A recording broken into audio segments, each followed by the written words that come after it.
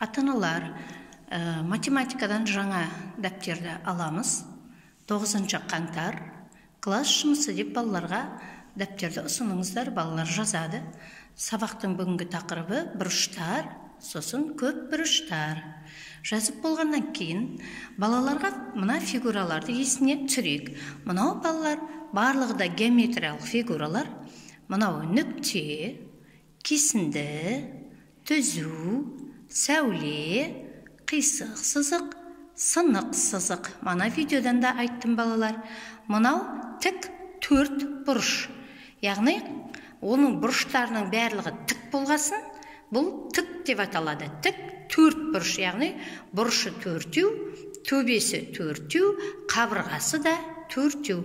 Тік 4 бұрыш дегеніміз, себебі оның қарама-қарсы қабырғалары бірдей ұзындықтары. Екінші, мына фигура шаршы.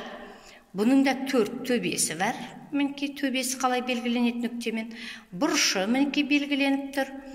Және 4 қабырғасы бар. Бүкіл қабырғаларының ұзындықтары бірдей болғасын, бұл шаршы деп аталады.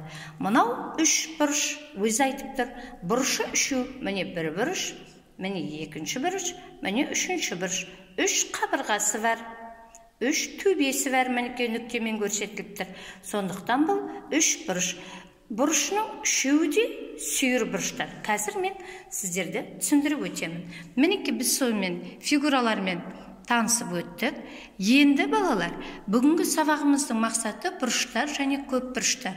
Бұрыштар туралы білеміз, көп бұрыштарды танимыз және бұрыштардың неге қалай аталатындығы және неге олай аталатындығын түсінеміз. Міне мынау бұрыш. Бұны балалар тік бұрыш дейміз. Себебі бұда бұрыш біреу. Сондықтан бұны бір бұрыш демейміз. Бұны бұрыш деп атаймыз. 2 қабырғасы бар. Яғни 2 сәуледен құралған бұрыш. Тік бұрыш. Себебі бұрышы тік. Ал мынау сүйір бұрыш.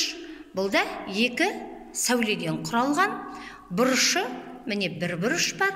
Бұл сүйір бұрыш. Садақ сияқты болып көрініп тұр. Көрдіңіздер ме? Бір қабырғасы генкіш, яғни сүйірленіп келген. Мынау доғал бұрыш. Бұның бұрышы доғалданып келген. Ендеше 2 сәуледен құралған бір бұрышы бар. Бұл доғал бұрыш. Осы 3 бұрыштың, тік бұрыштың, сүйір бұрыштың, доғал бұрыштың ең үлкені доғал бұрыш. Одан кейін тік бұрыш, одан кейін кішісі сүйір бұрыш деп аталады. Енді балалар, осыны номері 2-де осы геометриялық фигуралар бұрыштарды әдемілеп дәптерлеріңізге сызып алуға болады. 3 бұрышты сызғышты пайдалана отырып. Мынау 3-ші тапсырма. Бұның да тік бұрышын сызып алуларыңызға болады. Мынау доғал бұрышты сызып алуға болады. Егерде тек қана осы 2-ні ғана орындайым десеңіздер, осы 3 бұрышты сызып алыңыздар да жазамыз. Доғал бұрыш, сүйір бұрыш, тік бұрыш деп жазамыз. Сонымен қатар балалар, біз бұрыштарды айттық. Неге олардың бұрыш деп айталатын? Себебі оларда бұрыш біреу, 2 сәуледен пайда болғасын, құралғасын. Бұны біз бұрыш деп атаймыз. Бұрышы біреу. Мұнаң да бұрышы біреу. Мұнаң да бұрышы біреу. Бірақ бұлар 2 сәуледен, фигура 2 сәуледен құралған екен, е? Сонымен атын атадық. Бұрыштардың ең үлкен бұрыш, одан кейінгі бұрыш, ең кіші бұрышты таныдық. Ал көп бұрыштар дегеніміз, өзі айтып тұр, оның бұрыштары көп. Мысалға мынау 5 бұрыш. Бірақ біз бұны 5 бұрыш демейміз, көп бұрыш дейміз. Мінекей 5 төбесі бар, 1, 2, 3, 4, 5 төбесі бар, 5 бұрышы бар мінекей. 5 қабырғасы бар міне. Бұл 5 бұрыш, яғни бұны көп бұрыш дейміз. Осы 5 бұрыштың ішінде 2 тік бұрыш бар. Міне 1 тік бұрыш, міне 1 тік бұрыш. 2 доғал бұрыш бар. Міне 1 доғал бұрыш, міне 1 доғал бұрыш. 1 сүйір бұрыш бар. Міне 1 сүйір бұрыш. Ендеше сіз осы 5 бұрышты сызып, қасына осы бұрыштардың қосындысын жазып қоюыңызға болады.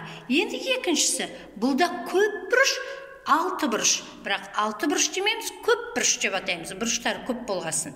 Енді бұның ішінде 2 сүйір бұрыш бар. Міне, 1 сүйір бұрыш, міне 1 сүйір бұрыш. Қалғаны 4-еу, міне 1 доғал бұрыш, міне 1 доғал бұрыш, міне 1 доғал бұрыш, міне 1 доғал бұрыш. Бұда 2 сүйір, 4 доғал бұрыш бар екен. Осы көп бұрышты, 6 бұрышты салып, қасына бұрыштың қосындысында жазып қоюға болады. Үшіншісі, ең көп бұрыштардың бірі мынау 8 бұрыш. Бұны да көп бұрыш дейміз. Бұның 8 төбесі бар, мінекей. 8 бұрышы бар, және 8 қабырғасы бар.